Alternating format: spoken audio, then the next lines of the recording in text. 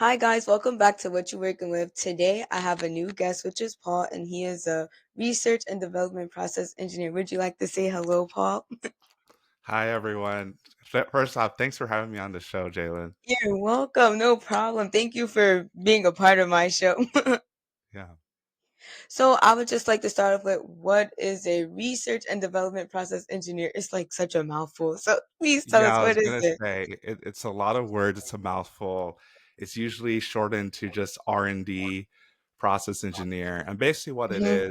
is I helped with the creation and development of new products and renovating older products. So either making stuff more efficient or coming up with brand new things. So I work specifically on the food side, and I have a lot of experience in manufacturing food from some companies that people might know of, whether it's cereals with General Mills or like frozen foods with Nestle or like pet care as well. So all over the board. So you come up with like making them or like what it like you research how to make these products or like what exactly do you do with the food? Yeah, so it really depends on what we're doing. Sometimes it's like using newer ingredients or trying to source new ingredients. I know like a lot of the stuff like with the healthier options, like trying to take out stuff that's refined or Yeah. take out stuff that's like synthetic coloring using more natural coloring. So with the process stuff, there's equipment that goes into making this, and so sometimes what we were doing before doesn't work the same. So it's my job to help make sure that the product looks the same on the consumer side, or if it looks different, like we're working with marketing, sales, all those things. So I work with a lot of different functions in this role. Okay. So as far as when you say like it looks the same, what about the taste? Make sure it tastes the same as well too. Yeah, it tastes the Okay. same So or it tastes better. So there's like okay. there's So sometimes that there's different studies that we do with market research or having consumers. So I don't do as much as that oh stuff. okay. That's more so like consumer insights. But Okay. they'll reach out to me to be like, hey, this is what we're trying to do. Can we do it or not? Do we have the capabilities? That sort of thing. Oh, okay. All right. So you're not a part of the look taste. Wait, new. Never mind. I forgot it. I think it's like new taste. No, I forgot. Never mind. Like it's like the packaging. Yeah, you're definitely not a part of that. When they have the packaging and they like, oh, new look, same great taste. Yeah, that's what it is. You're not a part of that team, right? Okay. I could be. So the thing is with research as a whole is that I'm more so on the process side, equipment side. We have people on the product side. So I work closely with the product side of like, okay, we're trying to do this. Do we have the capability to do this with our equipment? How do we do it? What are the things we have to be aware of? That sort of thing. And then the packaging side is Okay. another team as well. So we kind of all work together. We have different pieces, Oh, but okay. mhm. Okay. So, what is your typical day like at work? Yeah, so that's a good question. I would say my day is not really typical. So it can go from being on the road, like being going to our different sites. So we have different locations across the country. So being on site, Mm-hmm. maybe doing a trial. So a trial is just there's something that we're testing that we want to see if it's going to work at the facility or not. So we do it on a smaller scale, maybe a few hours, maybe a full day to see if Mm-hmm. there's any issues, document them, to collect the data, see if it's actually doing what we want to do. Other times it's talking to different contractors and vendors. So it can be a lot of emails, meetings, talking about what's the new thing coming up, what's like in the market, different things. So it can vary day to day, week to week. So it's like just each day is a new agenda. Like, do you have like emails like, oh, we need you here, we need you there? Like, how does that work? Do they like, I guess your boss or like a team contacts you and they say, hey, we need this today? Or is it like they give it you breakdown for Monday and then the rest of the day? Like, is that how it goes? A little bit. So there's some like regular cadence of meetings we have, but it Mm-hmm. really depends on what I'm working on. So there's multiple products I'm working on at a time. And so sometimes there's more focus in a different area, and then I'm traveling more for that particular launch. Or other times, Okay. like where I'm in the pilot plant doing testing of different things. So some people might not even understand what a pilot plant is, and really it's a smaller I don't know. scale. Yeah, I was gonna say it's a smaller scale of what it is and when we're actually producing it. So it can be like 10 times as small. So like comparing things that are running like 1,000 tons an hour in the pilot plant, it might run like maybe 1 ton. And what are those things that are running? I'm just trying to make sure. Yeah. Yeah. So like what specifically I work on. Uh-huh. Yeah. So for me, currently working on the pet care side. So if for any of those people who have pets out there, like think of the Pedigree brand, Temptation, Caesar. Those are the stuff that I work with. Okay. And I just want to make sure, so when you're working with like the pedigree and stuff, what's the plant thing called again? Can you just The give an what? example of like the, is it a, no, not a power plant. What is it? So it's like we call it a site, factory, or a plant, but Okay, this and just that's where it's where, produced. Yeah. okay, all right. I just Yeah. want to make sure like I just got the whole picture. Okay, so that's where it's produced at. All right. Okay, cool. Yeah. So how did you come up, like how did this job come about? Was this something that you always wanted to, something that you just stumbled over, or like you had like someone was like, I think you should get into that. Like how did you come about with this job? Like can you tell us your journey on how you became this great R&D process engineer? Yeah, so I would say I think my journey is a little bit non-traditional, but Mhm. if I go back to college, I studied chemical engineering, which a Mhm. lot of process engineers have backgrounds in chemical engineering. So it goes a lot of like understanding process, process flow, mass and material balances, a lot of technical jargon, and I'm not going to Yeah. bore you or your listeners with, but I did a lot of stuff on the manufacturing side of things, so really understanding how to make food Mhm. in those settings, the CPG setting, consumer packaged goods. So people who aren't aware, CPG or consumer packaged goods are pretty much everything you see in the stores, whether it's Target, Walmart, all these kind of bigger Costco, Sam's Club, pretty much Yeah. everything it comes from a consumer packaged good. Anything that comes in a box, a bag, all those different things. So I've worked a lot with those different companies doing stuff on the packaging side. So like actually putting the material into the Mhm. packaging and then also making the material as well. So that was kind of the journey. And so I've had experiences working with R&D on different And innovations you were doing this while you were in college? after college. Okay, okay. Yeah. So So what in did you do in college for you to be like, "Yeah, this is what I wanna do." Yeah, so in college, I had internships. Okay. Yeah, so I had an internship with Nestle. I did stuff with the Stouffer's and Lee Cuisine brand, and then I also did stuff. So I did something else first that I knew I didn't want to do. It was more Mhm. so on like the raw ingredient, like getting the corn in and crushing it to Mm. make Why didn't oil. you wanna do that? It wasn't cool or like, It was just it was like outside and like it didn't uh smell yeah, it didn't smell that great, and, like, it's I mean, it was a cool process, I just knew it wasn't for me. But Yeah. I really enjoy being able to work on stuff that I can go to the store and look at and be like, "I had a hand in Oh, making okay, it." that's Yeah, cool. yeah. So how were you able to, like, land an internship with, like, Stouffer's and, like, all those great brands? Like, was it, like, was it through your college, or did you look up like, how was you able to, like, get those types of internships? Yeah, I would say definitely the foundational piece is working with your career services at your Mhm. college. Most colleges have them, some of them are probably better than others. But so I was in engineering school, so they had the engineering career services. They work on your resume, Mhm. interviewing, mock interviewing, all those things. And But they what also school have did you attend? I'm sorry, what school did you oh, attend? I went to Iowa State University, so Okay. Cyclones. Okay. Mhm. And from there, they really helped you just like, with how learning how to, ace an interview, how to, prepare for internships and stuff like that.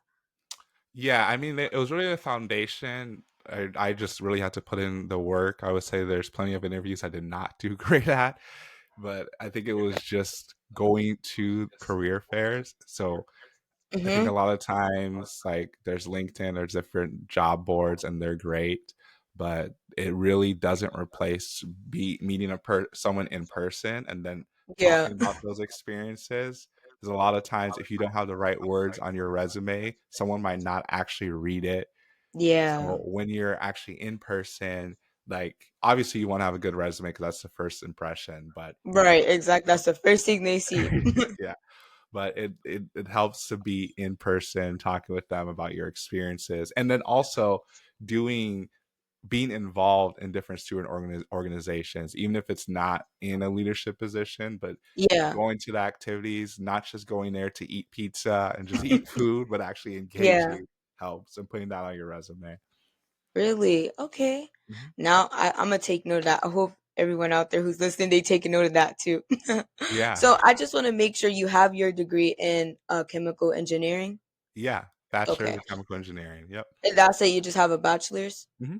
That's it. Okay, because I know some fields they require like masters and like how you go. So I just wanted to make sure. So that way if somebody want to do this, they like, oh, all I need is a bachelor. Okay, then let me go ahead and do it. Like, Y- okay. So what Yeah, are the pros? Huh? yeah, I'll say it depends on the company and where you're starting off at. Mm, So okay. I came in with a lot of experience into this role. So the experience kind of overshadowed the the masters. Yeah, But I a get lot of what you're times saying. that they'll take a bachelor's, they'll prefer a master's, but if you have the direct experience, which I had direct experience, so they Mhm. accepted that. And then there's other times they can go directly into an R&D kind of early career program, and a lot of companies will actually like pay for you to get your graduate degree too. Yeah, I did like the tuition reimbursement and stuff like Hmm. that. Yeah, well, does your company do that or Hmm. you're not sure? They do. Oh, okay, good. How long have you been doing this for?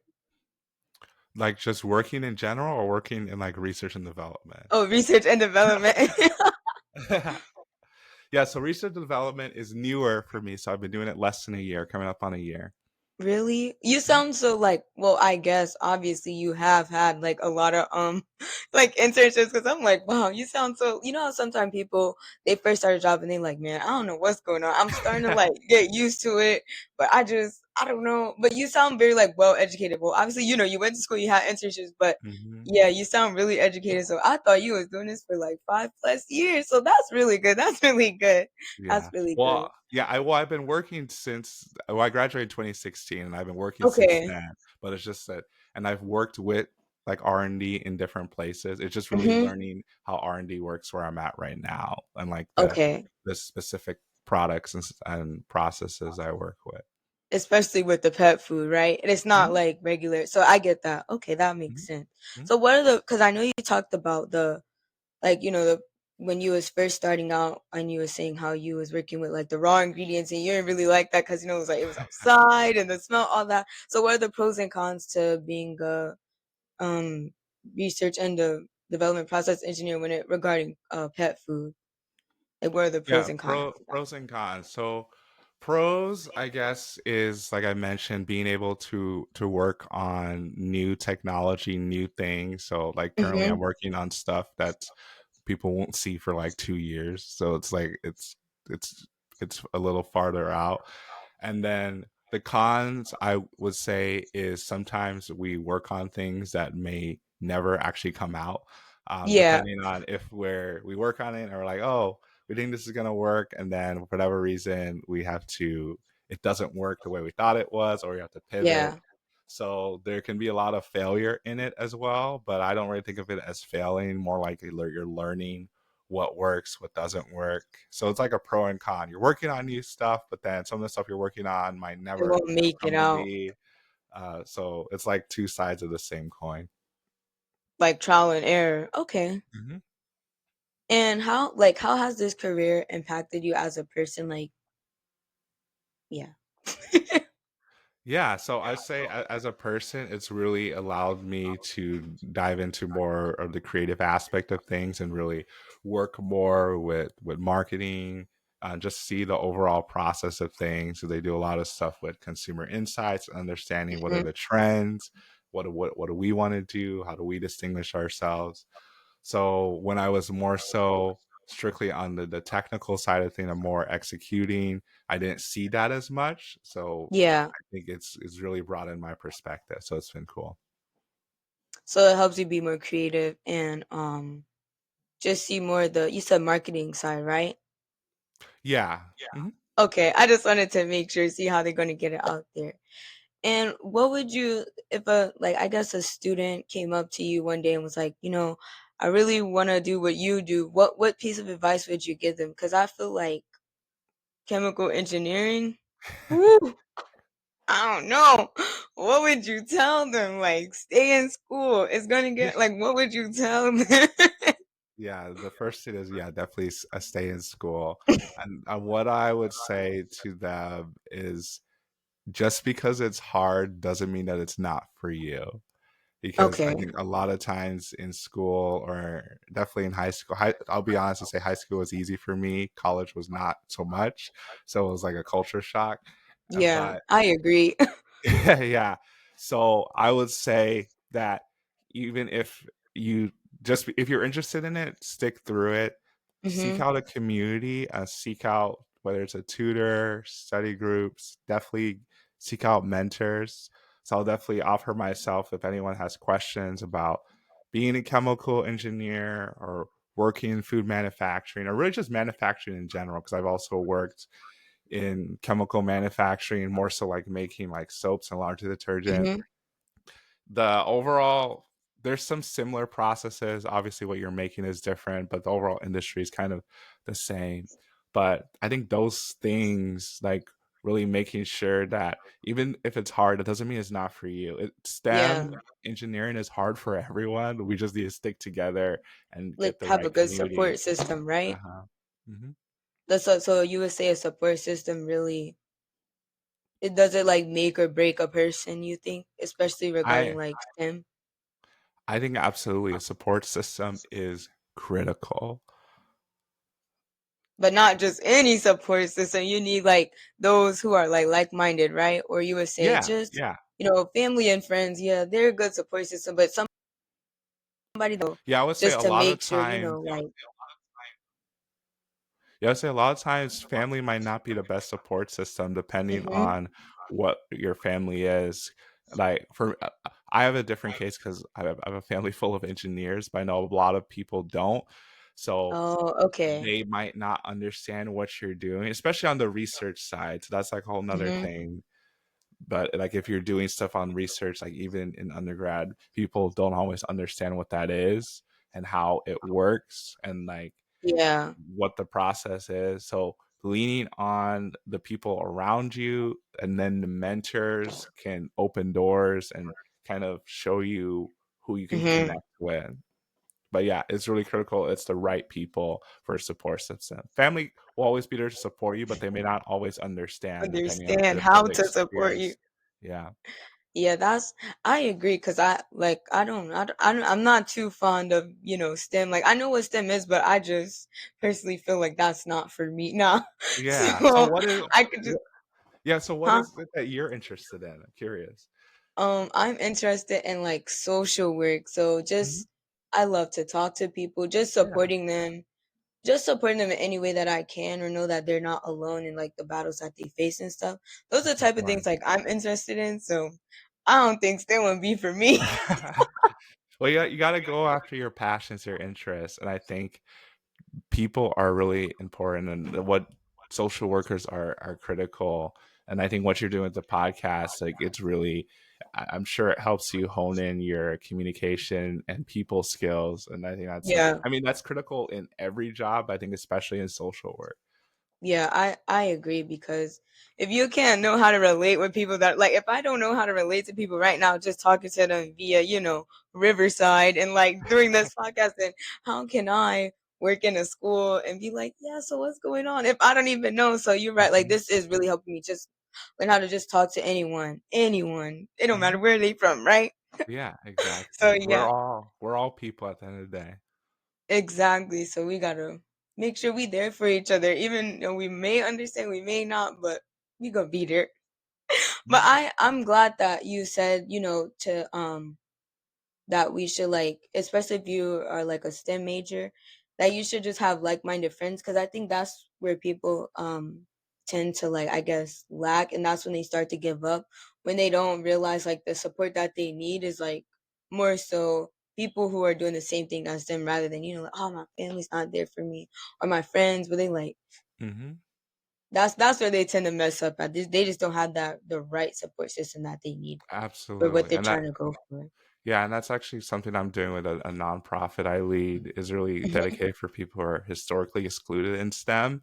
So building Hmm. that community, we have a mentorship program, we do different workshops, you have a conference coming next year. So it's really about making sure that you're supported. Okay, but if you do you have an Instagram for that the nonprofit organization? Yeah, so it's You do. at Nala underscore STEM, Okay. NALA underscore STEM, Okay. STEM.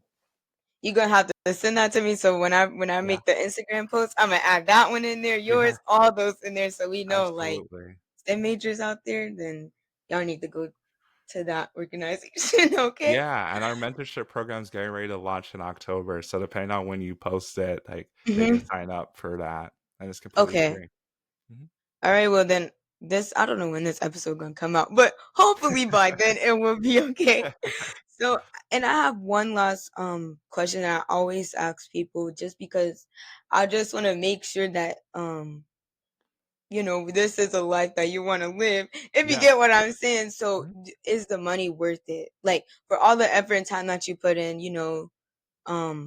being an R&D process engineer, is the money worth it?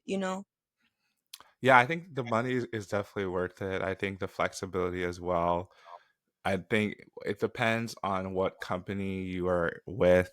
And so I'm based out of corporate. Mhm. So with that, there's some flexibility as far as like hybrid working and working from home when I'm not traveling.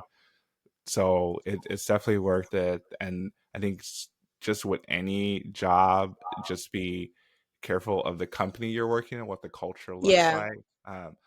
Some companies are really gung ho on all work and no play. Some companies balance it better, but I think there's a really good balance. At the end of the day, we're going to get the job done. But I also work for a fun company. So working for Mars, people know them for their candy, whether it's the Mhm. Twix, Snickers, M&M's, Skittles, but they have a whole pet care division too. So it's just a fun company, fun environment that we That's get the good. job. Yeah, we get the job done, but we can also have fun. I really enjoy my coworkers, which I can't say that about everywhere I've worked. No. So the money good, the environment good, the coworkers good.